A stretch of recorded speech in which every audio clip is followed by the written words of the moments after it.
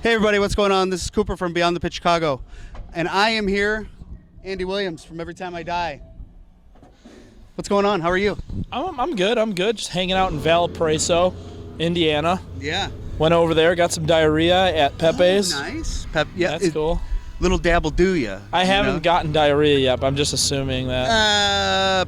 Probably about 1 o'clock. Once you guys hit the road. Oh yeah. That's usually how it No, goes. are you guys in a Sprinter or a bus or? We're in a van. Oh, you're in a van with a. Yeah. What? Yeah, that's how we always roll. Except for like Warped Tours. Like Warped Tours, or like those type of tours, we do like a bus. We usually do a split. Oh, okay. Like the last 2 summers, we did it with Terror. We were with them the last 2 Well, that's summers. a party in itself. Oh, it was awesome. Yeah. Well, then unfortunately, once Pepe's kicks in, you're fucked. Oh yeah, it'll be like right when like a girl starts talking to me or something. Oh, We're like, oh yeah, you're pretty hot. Oh, okay, I gotta go. I'll see you. Excuse me. That's my 18 years of being a fucking guitar player in a band. Okay. That's where we're at. Welcome to success. Yeah, 37. There you go. You just have diarrhea. Geez. And it's always when a girl. Yeah. So first things first, Parts Unknown from Parts Unknown has been out but roughly 9 months. Yeah, somewhere. You guys have been touring on it for about the last 8.75 months. Yeah. It charted at number 25. Yeah, something like that. And that's not the first Every Time I Die record that's charted. No, like X-Lives did like 23 or something like that. I think we did one more this time around than we did last time. I feel like at this point in time, there's like some sort of like weird. Do you ever like almost like when Jethro Tull won the best metal band? I think once you've like reached 15 years, like music just starts giving you things. Like that's it. It's like, oh fuck, man, these guys have been working so goddamn hard. 18 years of being a band. We'll just give them a fucking chart once. Just something. Yeah, I think that was what that was. Well, that being said, there are a lot of differences in it.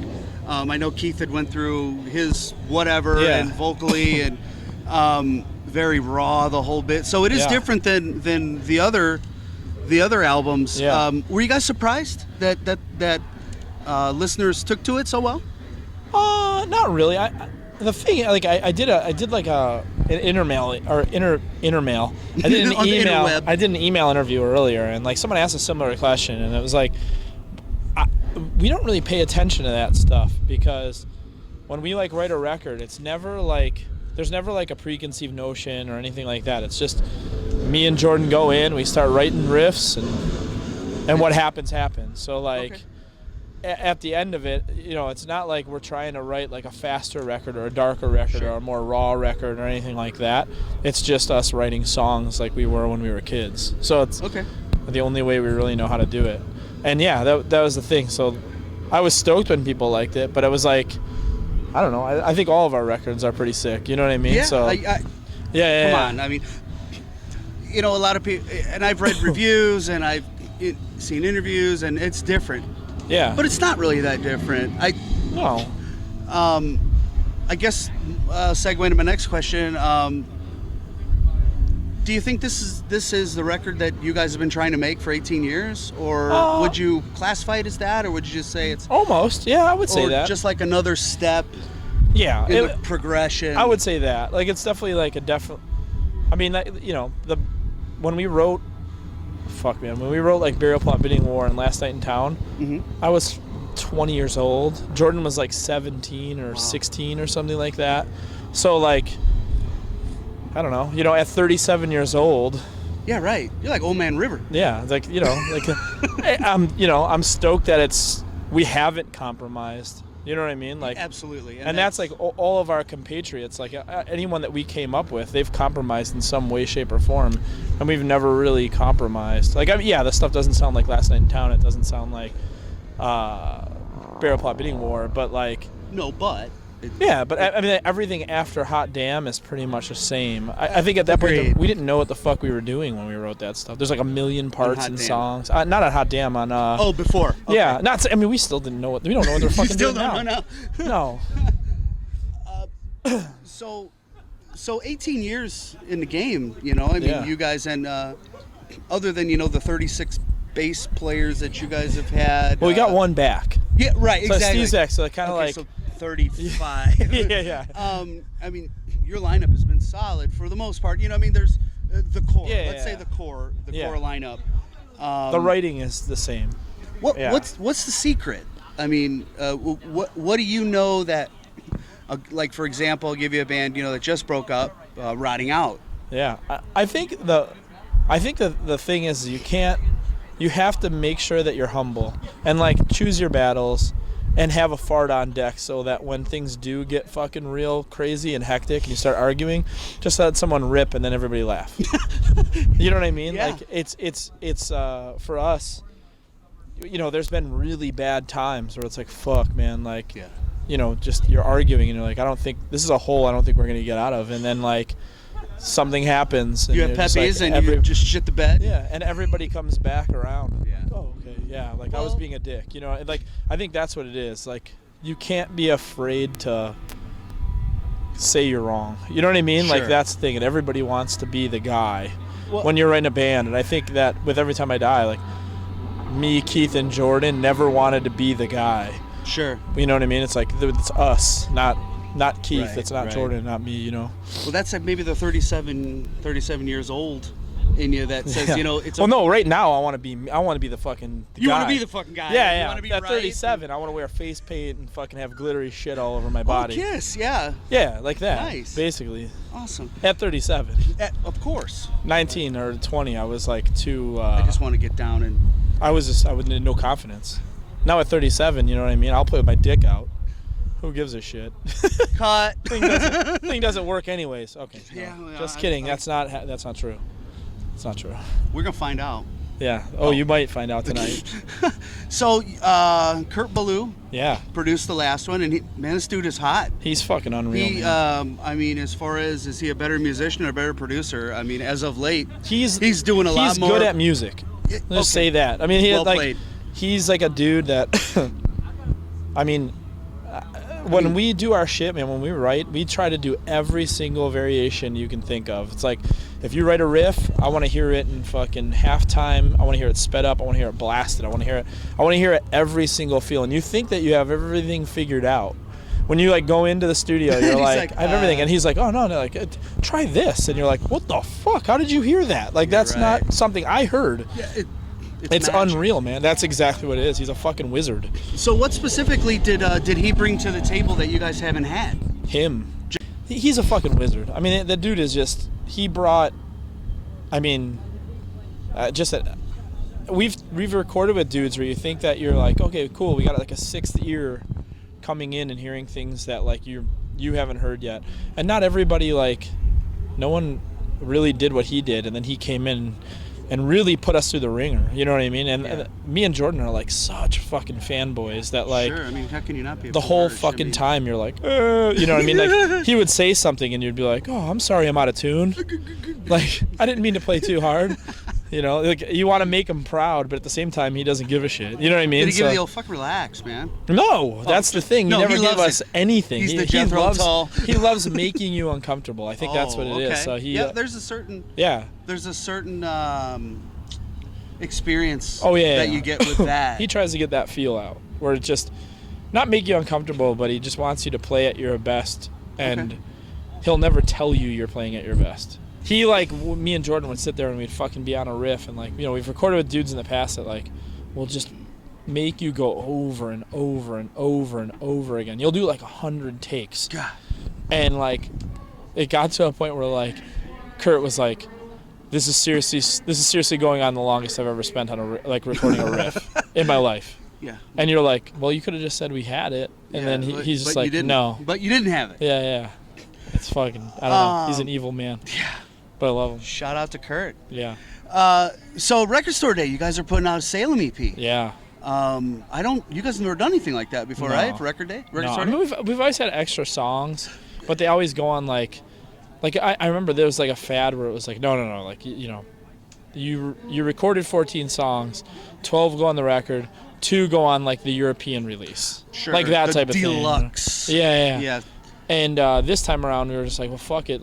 We put a deluxe out with 2 of the songs that were on the Salem EP. not too many people got it. You know what I mean? It was like an iTunes thing. Sure. And then we were like, well, fuck it. Record Store Day is coming up. We already had 2 recorded that we didn't put on the deluxe. Okay. So, yeah, 4 songs altogether. So press it on vinyl. And yeah, fuck it. Come out in Record Store Day. I think that's great. I mean, unfortunately, I don't have vinyl. Yeah. I'm old enough that I had a shitload of vinyl. Oh, me too, yeah. And CDs are the next big thing. Oh, of course. And guess what? All your vinyl's gone. You traded it in or whatever. And, and now it's like bell bottoms that come back. Yeah, of course. At some point in time, I mean, I'm sure, like, as soon as they're sold, it'll get released on iTunes.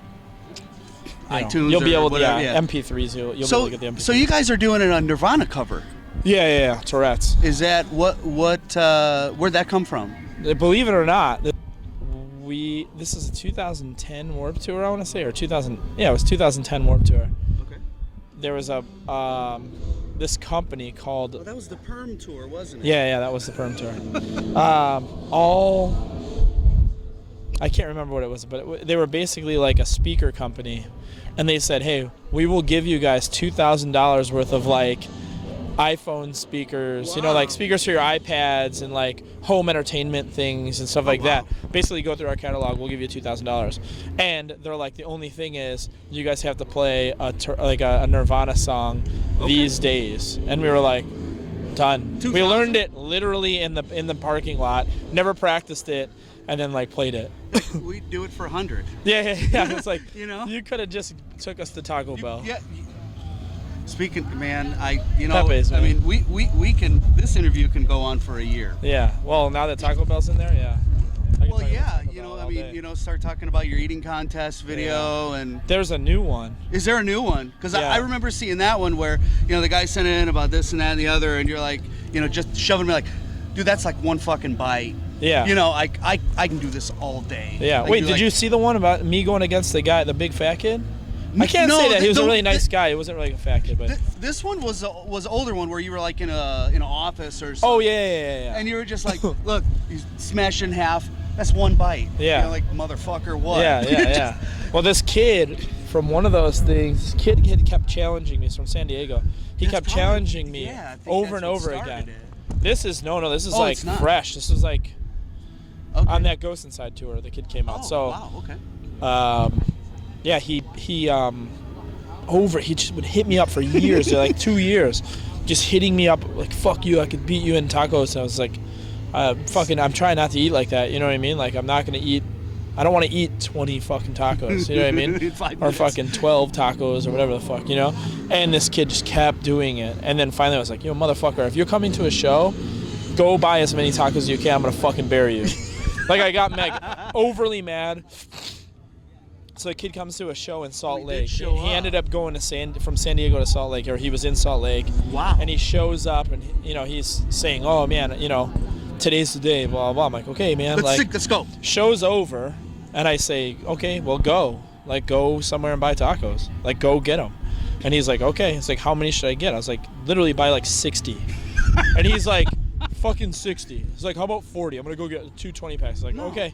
So he went and got 2 20-packs, and we set two 20s in front of us. So I had a 20 in front of me. He had a 20 in front of him.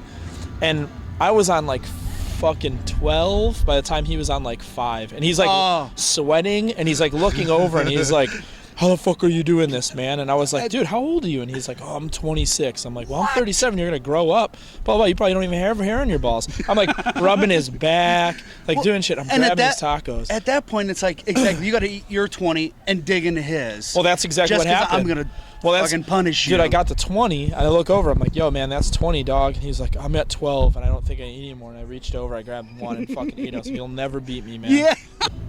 You guys have a new drummer? Yeah, Daniel. Yeah. Daniel? Yeah. This is kind of a 3-part question. One, how do you get the job? Dude, believe it, he lives in Chicago. Right. And he it was like right place at right time. Like we had a couple names on the deck that we were gonna like start talking to and start, getting into, like, "Hey, man, practice or tour's over. It ends in Buffalo. Can we get you to come out to Buffalo and like riff with us, riff a couple songs, blah blah blah." A couple guys had like hit us up. Were really interested, but then like dropped out. I don't know why. But anyways, we were in Chicago, and Daniel showed up at the show, and like he was like, "Oh, you guys Legs just told me you guys are gonna need a drummer. Yeah, right.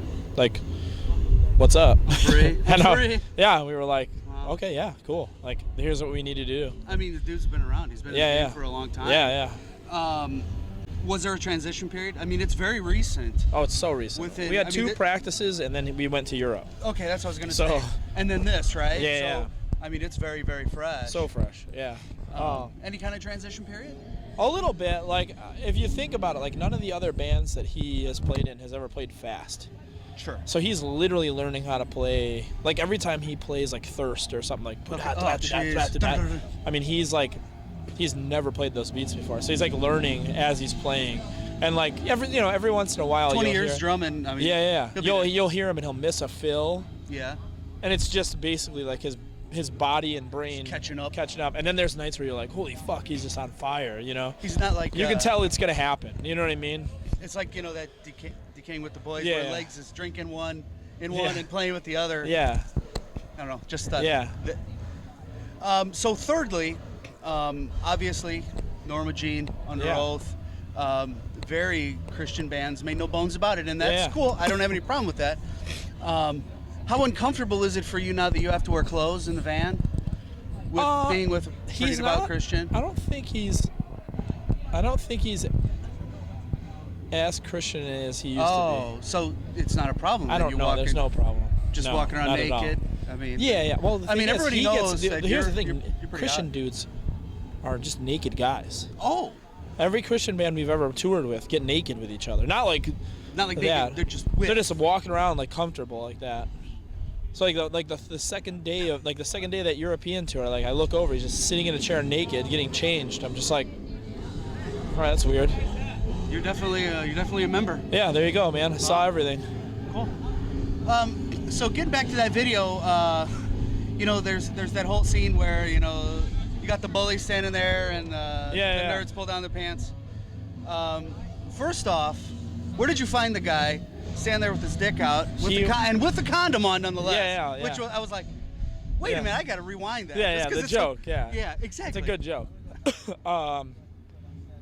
He was like a theater kid in Buffalo. Like we actually did like Doug, the guy who directed it, he like hit up all these like theater groups. We're like, hey, we're gonna need some actors to do some stuff. Blah, blah. Full frontal. And literally, like the guy was like, yeah, I'll do it. I'll please, I'll do it. And we were just like, all right, man. Like if you're stoked about that. And then there's a flick. That's what I was just gonna say. Who's that? I'm at the gym. No joke. This is no bullshit. I'm at the gym, and this kid, he's like a normal ass kid. I don't know, like I think he's 20 years old, 21 years old, right? Comes up to me and he's definitely like, a kid. He asked me if I was a tattooer. He's like, are you a tattooer? I'm like, no, man, I don't. I play guitar in this band. He goes, oh, what's the name of the band? I'm like, oh, it's this band called Every Time I Die. He's like, I'm fucking listening to you right now. Like, and he showed me his phone. He was like, then he was like, he didn't know it was you. No, not at all. Like, and he goes, oh, that's fucking rad. I was like, well, hey, man, we're filming this video like in a week. Why don't you come to the video? We got a part for you. Dude, here's the thing. Because he's kind of like a jock kid, right? Oh, that's like, crazy. You'd think would be like kind of homophobic, Not like, but right, just, for me to see a dick, it's like whatever. But like for like a guy like that, like he's not around dicks. Dicks probably make him scared, like a bro. Yeah. And like apparently they were like, yo, we need someone to flick the thing. The dude was just like, nice. He's like, I got this, man. I'll flick it. Yeah, it's like the funniest thing in the world. I mean, that whole fucking video, and it's got millions and millions of views. Yeah, is everything that I envision. Yeah. About your band. The just two in general go together. Yeah, that's great. But just to see that house party, I'm like, I want to go to that fucking house party. Yeah. You got a monkey in the shitter, and it's like, it's believable. Unfortunately. Everything. It's fucking great. The guy who was doing, like, whose house it was too, is like, he's a teacher. You know what I mean? Like it's fucking crazy, man. He was just like, great. Yeah, like just whatever you guys fuck up, pay for. And like that was it. So we got $2,000 from the speaker company. Yeah. So it was like anything goes. There was a lot of shit we cut out of it. There was some crazy shit. Like we had a pro athlete literally in his outfit. Okay, yeah. I don't want to name names. He might get in trouble. Well, I know that the hockey player, and I don't remember. From the Sabres was in there, and all of a sudden he jumps up and he's like, whoever it was, punched him in the face. I'm like, this is fucking wild. Well, there was like a scene that got cut out where there was like a mound of Coke in front of him, and he was like, oh no. And then the sloth had like Coke all over his face. Oh, it wasn't really Coke. It was flour. It was flour. Would not let that happen, but it was flour. But there was like a gnarly scene, and then we went to see Mastodon with him, and I go, dude, it's fucking insane that you're totally letting us like leave that in there. And then he like thought about it. Wait a minute. No joke. I'm not even kidding. Like me, Keith, and I think Mitch was there. We all looked at our phones. We had a new email, and it was like our manager going like, "So this scene got cut out." Blah blah. Because I guess like he turned around and he was like, "Get this fucking out of here." Yeah. Jeez. Wow. So you're very open about your dad being, your first push into music. Yeah. The Black Flag record. All those things. What's the first show he took you to, or that you went to him with? With him? I wouldn't say like he took me to like blues concert. He took me to see like Stevie Ray Vaughan, and he took me to see John Mayall Blues Breakers and stuff like that. But like the first thing he took me to, holy shit, he took me to a Sick of It All show in like 92 or something like that. Damn. Somewhere around there. I mean, so you're about 15 young. I was probably 13, somewhere around there, 12. So. Okay. But he saw like Bad Brains and shit like that. Like he saw cool band, like really rad bands. Not saying Sick of It All's not bad. No. They're the fucking raddest band ever. But the original. Yeah, he saw like Bad Brains and shit like that. But that was like, that was insane. What's the best band to come out of Buffalo, other than Every Time I Die? There's so many, man. The Goo Goo Dolls are fucking awesome. Cannibal Corpse came out of Buffalo. Really? I didn't know that. Yeah, they came out of Buffalo. All those dudes are old Buffalo dudes. Well, you got all that fucking snow. I mean, what are you gonna do in the winter? Well, those just fucking moved to Florida. Like they bailed as soon as they started making money. They were of course. Gone. But as a kid, what are you gonna? You're just in the fucking you in the basement jam. Riff. Yeah, Buried Alive was still to this day. I mean, that's like a band that like I wish. I mean, I love Terror, but like Buried Alive was just on another level. Like they were so ahead of their fucking time. Okay. When the iron sharpens the iron, when the iron sharpens the iron, when the iron sharpens the iron,